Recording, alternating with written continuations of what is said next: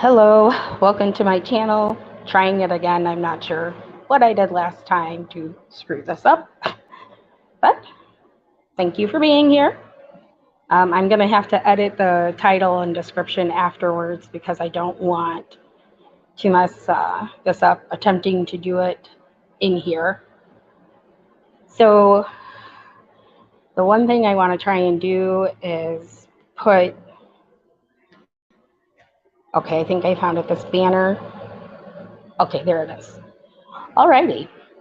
So my initial plan was to be able to show a picture of Arianna, her mother, and the possible people that have her. And I don't know how to do it while I'm live. When I was trying to do it before, it turned off the sound and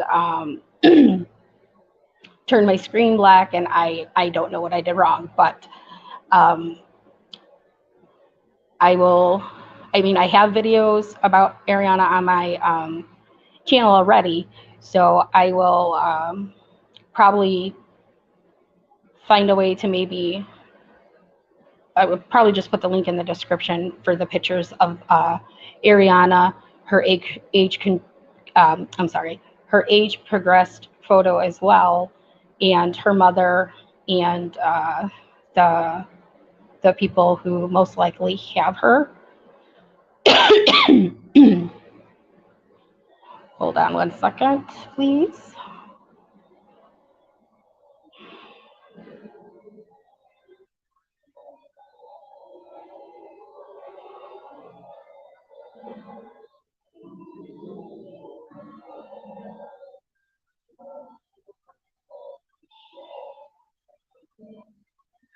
And let's see. Just a heads up, I am visually impaired, so I don't always see things right away or read them properly, and it takes a minute for my eyes to focus, so please be patient with me. And for right now, I'm just gonna wait a minute to see if anybody comes in to start talking about this. And again, like I said, visually impaired, so I will try my best when it comes to keeping up with any comments or questions.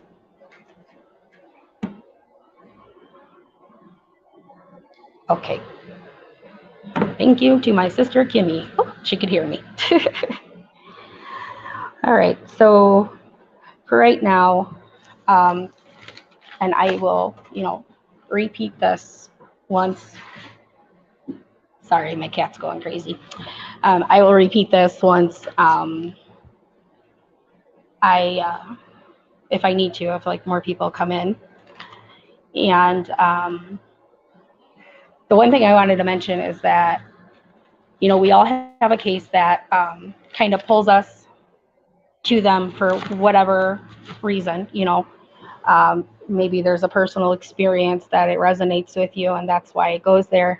I'm starting to think that it's not so much that we're looking for these cases to talk about, but I feel like they are reaching out to us. And I think if a case resonates with you, whatever the reason may be, there's a reason that that case drew your attention. And I encourage anybody who feels that way to look into that case. It doesn't matter how many people are covering it or not covering it. If it's saying something to you, then giving you some sort of feeling, then that's a sign that you need to know about that case, whether you think you do or not. But I feel like if something keeps bringing you back to it, then that would be a logical explanation for it. So today we're going to talk about Arianna Fitts, and her mother is Nicole Fitts. She and her mother are unfortunately in a group of their own because Nicole, her mom, was essentially murdered in order to take Arianna. by all accounts, that's what the family thinks as well. They think that the people that were babysitting Arianna just absolutely adored her and loved her and wanted her as a child for their own. And that was most likely the motive behind the murder and the kidnapping. And we've seen it happen before, so it's not really far-fetched to think that that's what's happening here. Um, the FBI and local law enforcement said that the case is still open. I call it kind of a cold case only because I feel like there's really no updates or coverage that is on it. There was for a little bit. There are 2 aunts out there who are still looking for Arianna. She still has family out there, and I think it's really important that we try to keep her face out there so she can come home to her family and get away from the people responsible for taking her and allegedly, taking her mother's life. And Nicole and Arianna both deserve justice, and that is the goal of this. And like I was saying, if there's a case out there that resonates with you for whatever reason, it just calls out to you, that's a sign to look into it. Not saying you have to make your own channel or whatever, but you can. But just to look into it, maybe there's something there that you could see that, somebody else missed. Like they say, putting fresh eyes on cases sometimes helps. So just to give you a kind of idea of what happened, I'm reading from notes, so forgive me for not looking at the camera. On April 8th, 2016, a gardener in McLaurin Park discovered a large piece of wood with an odd silver character painted on it. Underneath this was the body of Nicole Fitts in a fetal position in a shallow grave. Once authorities came and realized her daughter was not found with her, the focus became on finding Arianna and the individuals who babysat her while Nicole worked. At the time, Arianna was 2 and Nicole was 32. And since then, there has been no arrests or anything made in connection with the murder of Nicole, and nothing's come of Arianna's disappearance. So a little history on Nicole and Arianna is that Nicole Fitts had lost custody of her 12-year-old daughter a while ago, but she was in the process of getting her daughter back, and she was supposed to be getting her back within a couple of months. There is really nothing else you could find out about it. It was just mentioned in one of the articles on her, and it's probably got a lot to do with the fact that there's a minor child involved. I'm not sure, but couldn't find anything else. So according to several people,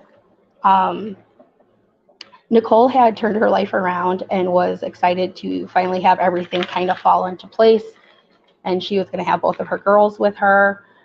They say that she was never into drugs or drinking, but she did have trouble supporting herself. She had struggles financially and spent some time in homeless shelters. While she was in the homeless shelters, she would send Arianna to stay with her father, and I was unable to find out anything about him. No name, no nothing. So while Nicole was homeless, she met a quote-unquote street pastor by the name of Lemasani Briggs. Lemasani offered Nicole and Arianna a place to stay in Oakland, California, and she, one second, sorry. Hello. Shalma Tongue, sorry, it's hard to see. Thank you for being here. So while she was homeless and she met the street pastor in Oakland, California, Nicole decided to take her up on her offer. During this time, she paid Lemasani to babysit Arianna while she worked, including travel time, and her travel time was, I believe they said, about 2 hours there, 2 hours back. She did not drive. She had to take public transportation. And she paid rent to Lemasani. provided groceries for the household, not just her and Arianna. And after a few months, Lemasani's niece, Sayola Hearn, started to babysit Arianna as well. According to reports, Lemasani was initially nice and welcoming to Nicole, but it shortly changed and became, oh, hold on one second. Says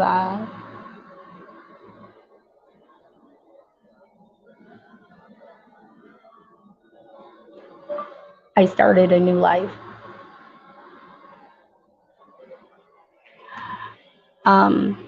Sorry. Okay, so after a while, Lemasani was not the friendly person that Nicole trusted with her and her daughter. They had, sorry. She was being abusive to Nicole. Reports say that she was being abusive to Nicole. She often sent Nicole text messages calling her names, and she never gave her a key to the house and would read her diary when she wasn't around, which is an invasion of privacy. It's pretty low if you ask me. So anyways, in November of 2015, Nicole's sister and a friend helped Nicole move to Santa Cruz. She stayed with various friends, but allowed Arianna to continue to be babysat by Ciolo Hearns and Lemasani's other niece, Helena Martin, and her husband, Devin Martin. Family wasn't too concerned because they were under the impression that they had no contact with Lemasani. So they didn't see much of a concern there. A co-worker eventually had offered Nicole and Arianna a place to stay, and Nicole tried to retrieve Arianna, and the family that was babysitting her would not let her see her daughter. She kept trying. They refused to give Arianna back or allow Nicole to even see her. And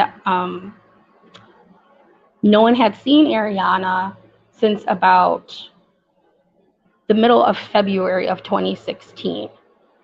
Nicole eventually found an apartment with roommates.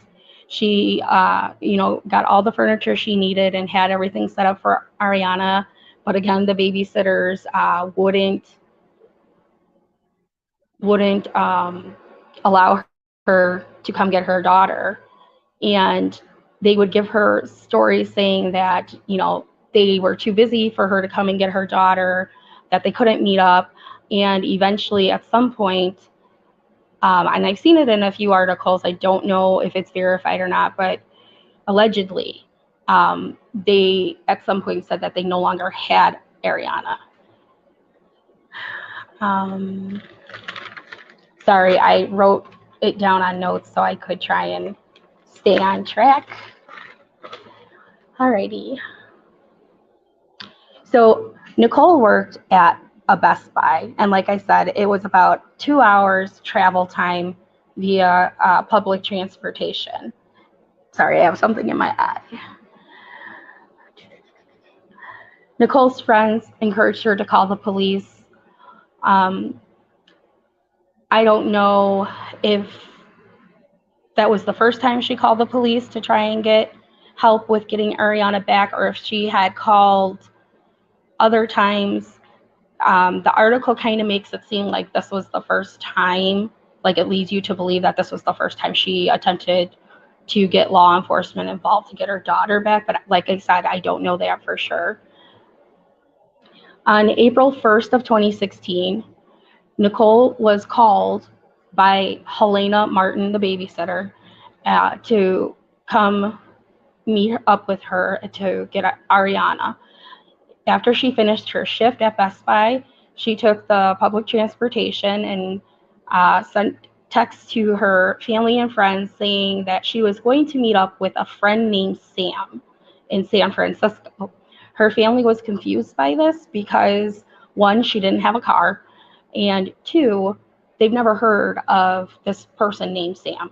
I don't know if it's a male or female person. It's not said, just the name Sam, and that's a unisex name, so it could be for Sam as in Samantha or Sam as in Samuel. I don't know. And there's no other mention of that name in any of the other articles that I was looking at, except for that one little part that's who she was supposed to meet up with. On April 2nd of 2016, Nicole made a post on Facebook, and I quote, "Spending time with my 3-year-old, need this break," unquote. The family does not believe that this was Nicole that put this because of how they spelled the word break. The post itself spells break B-R-A-K-E, but Nicole would know to spell B-R-E-A-K, and she's intelligent and a good speller, and they don't believe that was her. And the other issue with that post is that Arianna was 2, not 3. So that's why, it was kind of alarming to the family. And then on April 5th of 2016, the family reported Nicole missing and also notified police that they could not locate Arianna.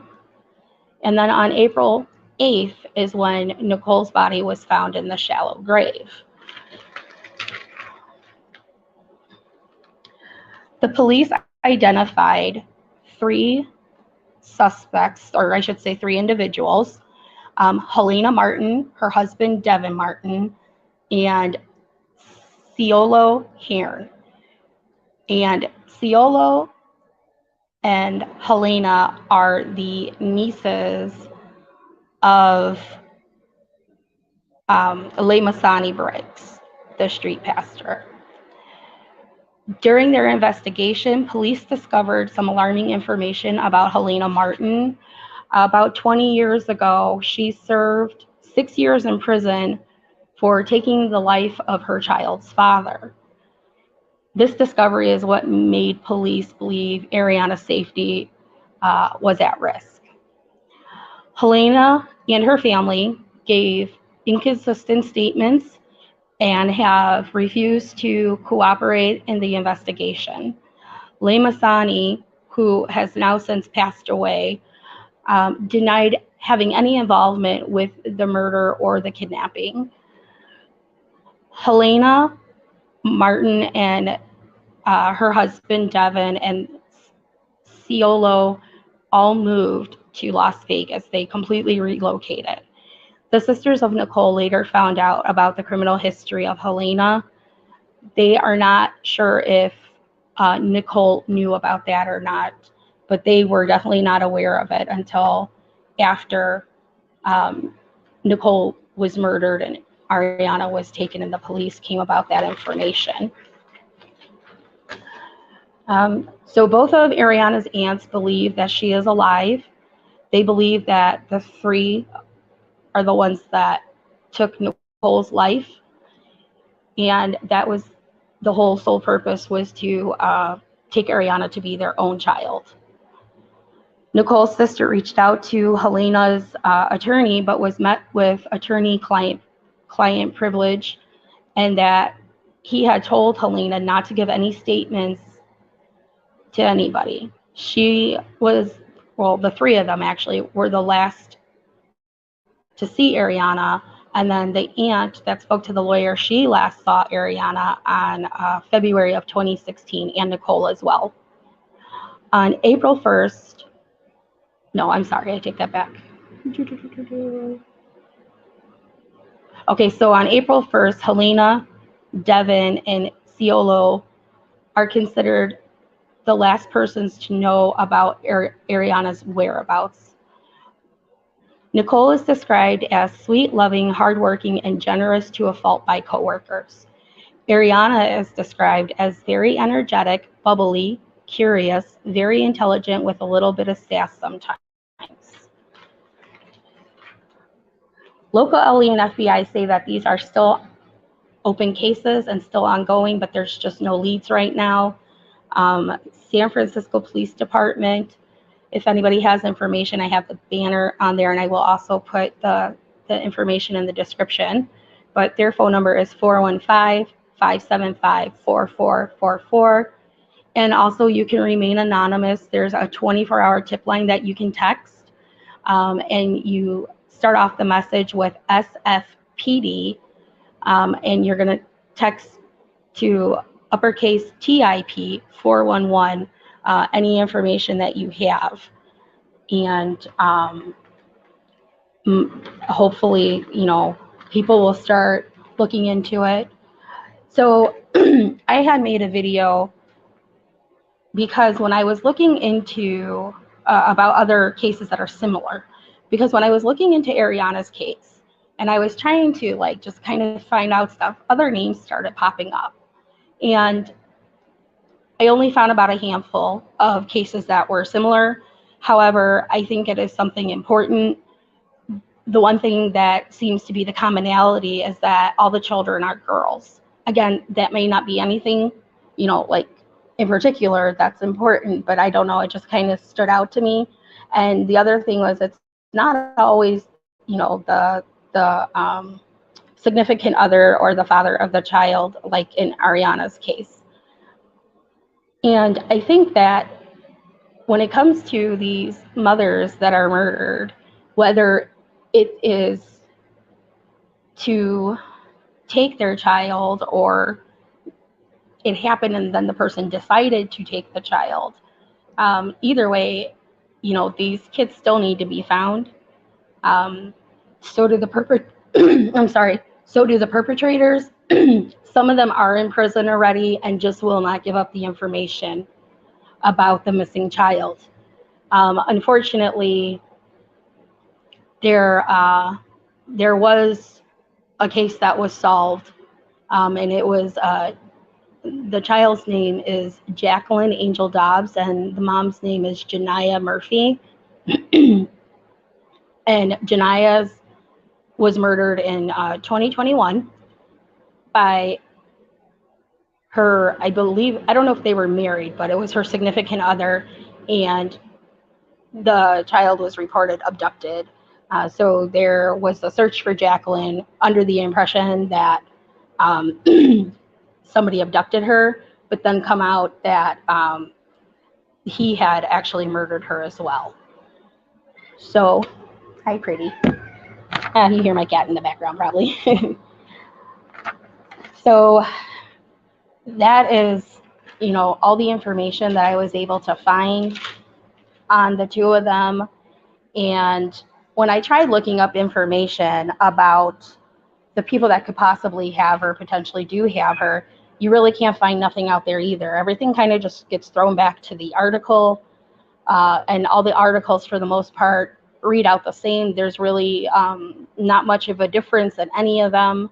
Some of them mention that that she, had called police after her friends had suggested to her, which was why I was kind of wondering, is that the first time she tried to get law enforcement involved? I'm kind of curious as why she didn't, if she didn't get law enforcement involved right away. I don't know. Maybe there was a threat there that, nobody knows about, because nobody really knows what happened. And, being a single mom is hard, and, you have to do what you have to do basically to keep your head above water. And by all accounts, from the way it seems like Nicole had a rocky start, but she was trying her best, and she was actually in the process of getting her 12-year-old back, which tells me that, she was finally getting her stuff together. And my other question, I guess, would be is, why did Nicole not try to stay with any family? Because from what it seems like, there's at minimum, 2 people She has two sisters. So, there's those people. I'm not sure what the circumstances are as to why she wasn't with any of them, or why they did not take Arianna in, and instead of her staying, so far away with the babysitters. The symbol that was spray painted on that board, there's pictures out there of it. I feel like it's probably not much of a significance to it. I honestly think that it was just a piece of wood that they found nearby, and that's what they decided to use to conceal Nicole's body. Part of me wonders where this all took place, because she was found in a park, and from what I'm understanding, it was more in the area of where she was currently staying, not where Arianna was staying. So, she didn't drive, so she obviously had to meet up with somewhere, with somebody, but they would have had to have had a vehicle if it was them coming from far away, because that's a 2-hour travel time on a CTA bus, or whatever it's called out there, the public transportation. And I don't know, maybe they got into an argument because she was trying to take Arianna back, and then they decided, just to take matters into their own hands. You can't find any information of what happened. There's no information from the autopsy reports I was able to find. And other than that, we're pretty much just left with, everything I've already mentioned. Anybody that knows about Michael Monkey Vaughn, the little boy that's missing out of Fruitland, Idaho, he has been recently put on the side of a trailer. His pictures are, and I am trying to see what the criteria is in order for that to happen, because I feel like if they put Arianna's picture out there, especially with the age progressed one, that maybe there is a chance that somebody would recognize her. It's been a long time, and she's grown, and my hopes are, I should say, that she's still out there, and that she could be found and brought home to her family. The like I said, the information I found was really limited, and if there's any questions, please ask. I will try my best to answer them. But that's the gist of it. I want to keep her face out there. Like I say, every child deserves to be found, no matter what they may mean and what capacity they are found. They still deserve that chance. There are a lot of children out there who either don't have coverage or very little coverage, and my goal is to put as many faces out there as I possibly can. And I'm still working with Summer's case as well, and I don't plan on stopping, and I will keep her face out there. But while I'm doing that, I want to put other faces out there as well. There are, good chances that Arianna may not be with us anymore. As we know, especially with the history of murder already, when it comes to, I forgot her name. Oh, I'm so sorry. Hold on.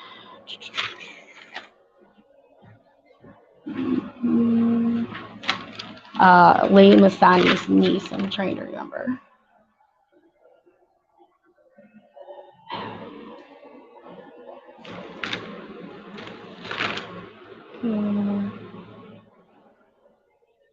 Oh, Helena Martin. There we go. Sorry about that. So we know, the police have said that she's already committed one murder. She spent 6 years in for it. And granted, it was an adult, but that really doesn't mean anything. I mean, if you you have a violent history and you have a murder, I mean, that's enough to say what it is. You know what I'm saying? Like, the chances are she's not really a good person. I'm just saying. So even if, Arianna is not with us, and we cannot bring her home to her family, because she not alive, but even if we can bring her remains home to her family, if that's what unfortunately has happened, then at least she can receive the proper burial, and her family could have a little bit of closure, knowing that, they got her back at least, and she's with her mom. So, like I said, I want to keep their faces out there. And it's sad because there's a lot of cases where the mom's found murdered, the child is taken, and it's literally just left at that. It's looked into for a little bit, and then it goes cold before you know it, whether that's due to lack of resources or just whether or not whoever's working on the case feels the importance of it. I don't, maybe they don't consider it important. I'm not sure. Or maybe there's just no evidence whatsoever that can lead them in any direction because there's no leads. But I think it's important that we try our best. There are children all over this world, not just in the United States, who need to be found. And like I said, at any capacity whatsoever. I am actually going to be putting out a new list on my playlist, and it will be for missing children, but it's for the children who we know have passed on, but we don't know where their remains are at. And hopefully by those pictures circulating, it'll jog somebody's memory, and maybe there is a small chance in hell that one of those babies can be brought home to be laid to rest the proper way. And my whole entire goal of my channel is to keep the faces out there, keep the missing out there, try and circulate them as much as possible. I don't plan on solving any case at all. You know what I'm saying? Like that. I know that's not what this is about, though. This is wishful thinking that by doing this, maybe somebody else will create a channel in order to start doing the same thing and putting out cases, even if it's in their local area, and possibly that these photos can circulate around and jog memories. And even if these children aren't found, maybe it can spark a memory that creates a lead, and they can at least have a fighting chance of getting found. I spoke on one of my other videos about what I call you can't say the word, I forgot. Okay, so the casualties of lockdown, I guess is what I will call them. And those cases are really important too, because a lot of people, a lot of monsters, I should say, were able to have a free-for-all and do whatever the hell they wanted. And unfortunately, they did in many, many cases. So I'm going to keep working on that. Thank you for, being here and listening. I appreciate it. And if you can, like and share, leave a comment. And anybody that's watching the replay, thank you so much for watching. I appreciate that as well.